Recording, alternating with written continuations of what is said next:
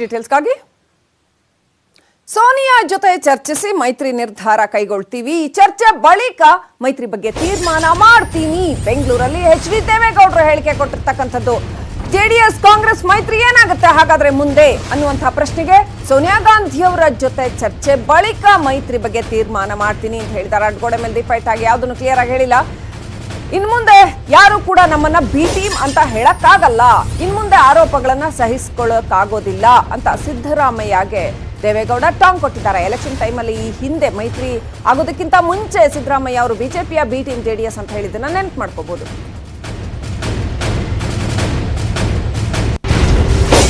So ಆ ವಿಚಾರವನ್ನ ಈಗ ಯಾಕೆ ಮತ್ತೆ ನೆನಪಿಸ್ಕೊಂಡು ಸಿದ್ದರಾಮಯ್ಯ ಅವರಿಗೆ ಟಾಂಗ್ ಕೊಡ್ತಾ ಇದ್ದಾರೆ ದೇವೇಗೌಡರು ಅನ್ನುವಂಥ ಪ್ರಶ್ನೆ ಹೇಳುತ್ತೆ. ಏನಿವೆ ಮೈತ್ರಿ ಏನಾಗುತ್ತೆ ಅನ್ನುವಂಥ ಪ್ರಶ್ನೆಯನ್ನ ಸಹಜವಾಗಿ ಎಲ್ಲರೂ ಕೇಳ್ತಾ ಇದ್ದಾರೆ. ಆ ಸಂದರ್ಭದಲ್ಲಿ ಸೋನಿಯಾ ಗಾಂಧಿ ಅವರ ಜೊತೆ ಚರ್ಚೆ ಮಾಡಿ ಮುಂದೆ ಮೈತ್ರಿ ಏನಾಗುತ್ತೆ ಅನ್ನೋ ನಿರ್ಧಾರ ಕೈಗೊಳ್ತೀನಿ ದೇವೇಗೌಡರು ಹೇಳಿದ್ದಾರೆ.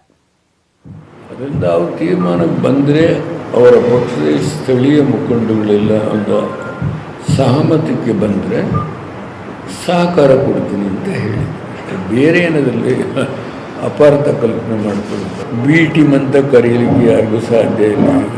ಈಗ ಆ ಬಿ ಟೀಮ್ ಎಲ್ಲ ಹೊರಟೋಯ್ತು. ಈಗ ನಾನು ಅದೆಲ್ಲ ಸೇರಿಸ್ಕೊಂಡೇ ಸಹಕಾರ ಕೊಟ್ಟಿದ್ದೇನೆ. ಈಗ ಅದಕ್ಕೆಲ್ಲ ಸಾಕಷ್ಟು ಸಮಯ ಹಾಳು ಮಾಡಲ್ಲ. ನಮ್ಮ ಪಕ್ಷದ ಕಾರ್ಯಕ್ರಮ ಏನಿದೆ ಅದನ್ನು ಮುಂದುವರಿಸಿಕೊಂಡು ಜಿ.ಟಿ. ದೇವೇಗೌಡ ವಿರುದ್ಧ ದೇವೇಗೌಡರು ಗರಂ ಆಗಿದ್ದಾರೆ. ಜಿ.ಟಿ. ದೇವೇಗೌಡ ಬಗ್ಗೆ ನಾನು ಮಾತೇ ಆಡಲ್ಲ, ನಮ್ಮ ಪಕ್ಷಕ್ಕೆ ಸ್ವಾಭಿಮಾನ ಇದೆ, ದೈವ ಶಕ್ತಿ ಇದೆ ಅಂತ ಹೇಳಿದ್ದಾರೆ.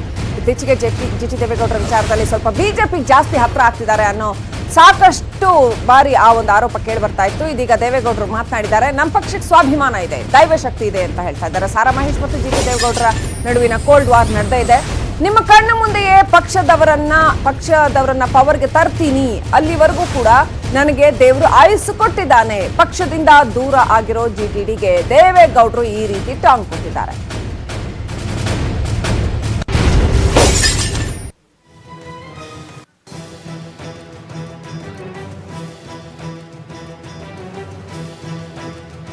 ಇನ್ನಷ್ಟು ಅಪ್ಡೇಟ್ ಪಡ್ಕೊಳ್ಳೋಣ. ನಮ್ಮ ಪ್ರತಿನಿಧಿ ಕೃಷ್ಣ ಫೋನ್ ಸಂಪರ್ಕದಲ್ಲಿದ್ದಾರೆ. Yes Krishna, G T. ದೇವೇಗೌಡರು ಟಾಂಗ್ ಕೊಟ್ಟಿದ್ದಾರೆ. ಅಂದ್ರೆ ಈಗ ಜಿ.ಟಿ. ದೇವೇಗೌಡರ ಪರಿಸ್ಥಿತಿ ಏನು? ಜೆಡಿಎಸ್ ಒಳಗಡೆ ಇದ್ದಾರೋ ಹೊರಗಡೆ ಇದ್ದಾರೋ, ಏನ್ ಸಿಚುವೇಶನ್? ಯಾಕೆ ದೇವೇಗೌಡರು ಹೀಗೆ ಗಂಭೀರವಾಗಿ ಟಾಂಗ್ ಕೊಟ್ಟಿದ್ದಾರೆ? ಶ್ರೀಲಕ್ಷ್ಮಿ, ಮುಖ್ಯವಾಗಿ ಇತ್ತೀಚಿನ ದಿನಗಳಲ್ಲಿ ಜಿ.ಟಿ. ದೇವೇಗೌಡರು ಏನ್ ಮಾಡ್ತಾ ಇದಾರೆ ಅಂದ್ರೆ, ಯಾವುದೇ ಜೆಡಿಎಸ್ ಪಕ್ಷದ ಕಾರ್ಯಕ್ರಮದಲ್ಲಾಗ್ಲಿ ಎಲ್ಲೂ ಕೂಡ ಭಾಗವಹಿಸ್ತಾ ಇಲ್ಲ.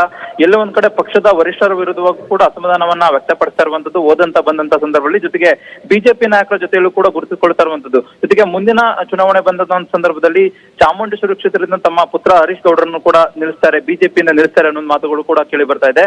ಹೀಗಾಗಿ ಈ ಎಲ್ಲಾ ವಿಚಾರಗಳಿಂದ ಇದೀಗ ಮಾಜಿ ಪ್ರಧಾನಿ ಎಚ್.ಡಿ. ದೇವೇಗೌಡರು ಬಹಳ ಅಸಮಾಧಾನಗೊಂಡಿರುವಂತದ್ದು. ಜೊತೆಗೆ ಅವರ ವಿರುದ್ಧವಾಗೂ ಕೂಡ ಆಕ್ರೋಶವನ್ನ ವ್ಯಕ್ತಪಡಿಸಿರುವಂತದ್ದು. ಈಗಾಗಲೇ ಜಿ.ಟಿ. ದೇವೇಗೌಡರು ಎಲ್ಲ ಒಂದ್ ಕಡೆ ಜೆಡಿಎಸ್ ಪಕ್ಷದಲ್ಲಿ ಏನೋ ಉಳ್ಕೊಂಡ್ರೆ ಯಾವುದೇ ರೀತಿಯ ಮುಂದಿನ ದಿನಗಳಲ್ಲಿ ಭವಿಷ್ಯ ಆಗೋದಿಲ್ಲ.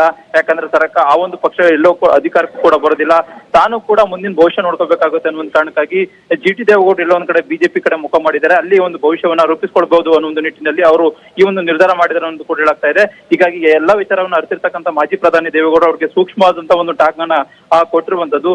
ನಾನು ಕೂಡ ಇನ್ನೂ ಕೂಡ ಅಂದ್ರೆ 87 ವರ್ಷ ವಯಸ್ಸು ನನಗೆ ಇನ್ನೂ ಕೂಡ ಹೋರಾಟವನ್ನ ಮಾಡ್ತಾ ಇದ್ದೇನೆ. ಮುಂದಿನ ದಿನಗಳಲ್ಲಿ ಪಕ್ಷ ಅಧಿಕಾರಕ್ಕೆ ಬಂದೇ ಬರುತ್ತೆ. Right, thank you Krishna ಡೀಟೇಲ್ಸ್ಗಾಗಿ.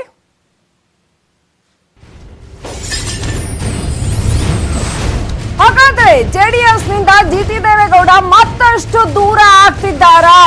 ಪಕ್ಷದಿಂದ ಇನ್ನಷ್ಟು ದೂರ ಆಗ್ತಿದ್ದಾರಾ? ಈಗಷ್ಟೇ ನಮ್ಮ ಪ್ರತಿನಿಧಿ ಹೇಳ್ತಾ ಇದ್ರು ಯಾವುದೇ ಕಾರ್ಯಕ್ರಮಕ್ಕೂ ಕೂಡ ಬರ್ತಾ ಇಲ್ಲ ಅಂತ. ಇನ್ನೊಂದು ಉದಾಹರಣೆ ಅಂಥದ್ದೇ, ಎಚ್.ಡಿ. ಕುಮಾರಸ್ವಾಮಿ ಅವರು ಬಂದ್ರು ಕೂಡ ಜಿ.ಟಿ. ದೇವೇಗೌಡರು ಬರ್ಲಿಲ್ಲ, ಅಲ್ಲೇ ಇದ್ರು ಕೂಡ ಎಸ್ಕೇಪ್ ಆಗ್ಬಿಟ್ರು. ಮೈಸೂರಿನ ಜೆಡಿಎಸ್ ಚಿಂತನ ಮಂಥನ ಸಭೆಗೆ ಜಿಟಿಡಿ ಗೈರು ಹಾಜರಾದ್ರು. ಎಚ್.ಡಿ.ಕೆ ಬರೋದಕ್ಕಿಂತ ಮುಂಚೆನೆ ಮನೆಯಿಂದ ಹೊರಟು ಬಿಟ್ರು ಜಿಟಿಡಿ. ಸೊ ಏನ್ ನಡೀತಾ ಇದೆ ಹಾಗಾದ್ರೆ? ಕುಮಾರಸ್ವಾಮಿ ಅವರು ಬಂದ್ರು ಕೂಡ ಜಿಟಿಡಿ ಬರ್ಲಿಲ್ಲ. ಅಷ್ಟರ ಮಟ್ಟಿಗೆ ದೂರ ಆಗ್ಬಿಟ್ರ ಜಿ.ಟಿ. ದೇವೇಗೌಡರು ಪಕ್ಷದಿಂದ, ಅಥವಾ ಎಚ್.ಡಿ. ಕುಮಾರಸ್ವಾಮಿ ಅವರಿಂದ ಅಷ್ಟು ದೂರ ಆಗಿದ್ದಾರ? ಹಾಗಾದ್ರೆ ಪಕ್ಷ ಬಿಡೋದು ಬಹುತೇಕ ಖಚಿತನಾ ಅನ್ನೋ ಪರಿಸ್ಥಿತಿ ನಿರ್ಮಾಣ ಆಗಿದೆ. ಇನ್ನಷ್ಟು ಅಪ್ಡೇಟ್ ಪಡ್ಕೊಳ್ಳೋಣ. ನಮ್ಮ ಪ್ರತಿನಿಧಿ ಪುಟ್ಟಪ್ಪ ಫೋನ್ ಸಂಪರ್ಕದಲ್ಲಿದ್ದಾರೆ. ಪುಟ್ಟಪ್ಪ, ಇಲ್ಲಿ ಒಂದ್ ಕಡೆ ದೇವೇಗೌಡರು ಜಿ.ಟಿ. ದೇವೇಗೌಡರಿಗೆ ಟಾಂಗ್ ಕೊಡ್ತಾ ಇದ್ದಾರೆ, ಬಿಸಿ ಮುಟ್ಟಿಸ್ತಾ ಇದ್ದಾರೆ, ನಾನು ಪಕ್ಷ ಕಟ್ತೀನಿ ಅವ್ರ ಕಣ್ಣೆದ್ರೆ ಅಂತ. ಮತ್ತೊಂದ್ ಕಡೆ ಜಿ ಟಿ ದೇವೇಗೌಡರು ಇವತ್ತು HDK ಬಂದಿರುವಂತ ಸಭೆಗೆ ಬರ್ಬೇಕಾಗಿತ್ತು, ಬರ್ಲಿಲ್ಲ. ಯಾಕಾಗಿ ನಡ್ಕೋತಾ ಇದ್ದಾರೆ ಜಿ ಟಿ ದೇವೇಗೌಡರು? ಏನ್ ನಡೀತಾ ಇದೆ? ಖಂಡಿತವಾಗಿಯೂ ಶ್ರೀಲಕ್ಷ್ಮಿ, ಜಿ.ಟಿ. ದೇವೇಗೌಡರ ಇತ್ತೀಚಿನ ನಡೆಗಳು ಸಂಪೂರ್ಣವಾಗಿ ಜೆಡಿಎಸ್ ನಿಂದ ದೂರ ಉಳಿಯುವಂತದ್ದು ಮತ್ತು ಜೆಡಿಎಸ್ ಪಕ್ಷವನ್ನ ತ್ಯಜಿಸುವಂತ ನಡೆಗಳನ್ನೇ ಹೊಂದಿದ್ದಾರೆ ಅಂತ ಹೇಳ್ಬೋದು. ಇವತ್ತು ಮೈಸೂರಿನಲ್ಲಿ ಪಕ್ಷ ಸಂಘಟನೆ ಹಾಗೂ ಹುಣಸೂರಿನಲ್ಲಿ ಮುಂಬರುವಂತ ಉಪಚುನಾವಣೆ ಸಂಬಂಧವಾಗಿ ಜೆಡಿಎಸ್ ಚಿಂತನ ಮಂಥನ ಸಭೆಯನ್ನ ಆಯೋಜನೆ ಮಾಡಲಾಗಿದೆ. ಬೆಳಿಗ್ಗೆ 10:30ರಿಂದ ಮಧ್ಯಾಹ್ನ 1:30ರವರೆಗೆ ಅಲ್ಲೊಂದು ಬೃಹತ್ ಸಭೆಯನ್ನ ಮಾಡಿ ಅಲ್ಲಿ ಕಾರ್ಯಕರ್ತರು ಹಾಗೂ ಮುಖಂಡರ ಜೊತೆ ಸ್ವತಃ ಮಾಜಿ ಸಿಎಂ ಆದಂತ ಕುಮಾರಸ್ವಾಮಿ ಅವರು ಸಭೆಯನ್ನ ನಡೆಸಲಿದ್ದಾರೆ. ಆ ಸಭೆಗೆ ಮೈಸೂರು ಭಾಗದ ಮತ್ತು ಮೈಸೂರಿನ ಎಲ್ಲಾ ಜೆಡಿಎಸ್ ಮುಖಂಡರು ಭಾಗಿಯಾಗಬೇಕಾಗಿತ್ತು. ಸದ್ಯ ಜೆಡಿಎಸ್ ನಲ್ಲೇ ಇರುವಂತ ಜಿ.ಟಿ. ದೇವೇಗೌಡರು ಈ ಒಂದು ಸಭೆಯಲ್ಲಿ ಭಾಗಿಯಾಗ್ತಾ ಇಲ್ಲ. ಸಭೆ 10:30ಕ್ಕೆ ಆರಂಭವಾಗಬೇಕಿತ್ತು. ಇನ್ನು ಕೆಲವೇ ಕ್ಷಣಗಳಲ್ಲಿ ಕುಮಾರಸ್ವಾಮಿ ಅವರು ಸಹ ಮೈಸೂರಿಗೆ ಬರ್ತಾರೆ. ಆದ್ರೆ ಕುಮಾರಸ್ವಾಮಿ ಅವರು ಮೈಸೂರಿಗೆ ಬರುವ ಕೆಲವೇ ಕ್ಷಣಗಳ ಮುಂಚೆಯೇ ಅವರು ಮನೆಯನ್ನ ಖಾಲಿ ಮಾಡಿಕೊಂಡು ಅವರ ಪೂರ್ವ ನಿಯೋಜಿತ ಕಾರ್ಯಕ್ರಮಗಳಿಗೆ ತೆರಳಿದ್ದಾರೆ. ಬೆಳ್ಳಂಬೆಳಿಗ್ಗೆ ಮನೆ ಬಿಟ್ಟರು ಅನ್ನೋ ಬಗ್ಗೆಯೂ ಸಹ ಮಾಹಿತಿಗಳು ಲಭ್ಯವಾಗ್ತಾ ಇದೆ. ಅಂದ್ರೆ ಕುಮಾರಸ್ವಾಮಿ ಮೈಸೂರಿಗೆ ಬರ್ತಾ ಇದ್ದಾರೆ ಅಂತ ಗೊತ್ತಾದ ತಕ್ಷಣ ಎಲ್ಲಿ ಮನೆಗೆ ಬರ್ತಾರೋ, ಮನವೊಲಿಕೆ ಮಾಡ್ತಾರೋ ಅಥವಾ ಮನೆಗೆ ಬಂದು ಅವರು ಎದುರುಗಡೆ ಸಿಕ್ಕಾಗ ಮುಜುಗರ ಉಂಟಾಗಬಾರ್ದು ಅನ್ನೋ ದೃಷ್ಟಿನಲ್ಲೇ ಇವರು ಬೇಕು ಅಂತಾನೆ ಮನೆಯಿಂದ ಹೊರಟಿದ್ದಾರೆ ಮತ್ತು ಪೂರ್ವ ನಿಯೋಜಿತ ಕಾರ್ಯಕ್ರಮಗಳಲ್ಲಿ ಭಾಗಿಯಾಗ್ತಾ ಇದ್ದಾರೆ ಅನ್ನೋ ಬಗ್ಗೆಯೂ ಸಹ ಸಾಕಷ್ಟು ಚರ್ಚೆಗಳು ಆರಂಭವಾಗ್ತಾ ಇದೆ. ಒಟ್ಟಿನಲ್ಲಿ ಇವತ್ತು ನಡೆಯುವಂತ ಚಿಂತನ ಮಂಥನ ಸಭೆಗೆ ಸಂಪೂರ್ಣವಾಗಿ ಜಿ.ಟಿ. ದೇವೇಗೌಡ ಗೈರಾಗ್ತಾ ಇದ್ದಾರೆ. ಇವತ್ತು ಮಧ್ಯಾಹ್ನ ನಂತರ ಅವರು ಬೆಂಗಳೂರಿಗೂ ಸಹ ಪ್ರವಾಸ ಕೈಗೊಂಡಿರೋದ್ರಿಂದ ಸಂಜೆವರೆಗೂ ಸಹ ಅವರು ಕುಮಾರಸ್ವಾಮಿಗೆ ಸಿಗುವಂತ ಯಾವುದೇ ಚಾನ್ಸ್ ಇಲ್ಲ ಶ್ರೀಲಕ್ಷ್ಮಿ. Thank you Puttappa ಡೀಟೇಲ್ಸ್ಗಾಗಿ.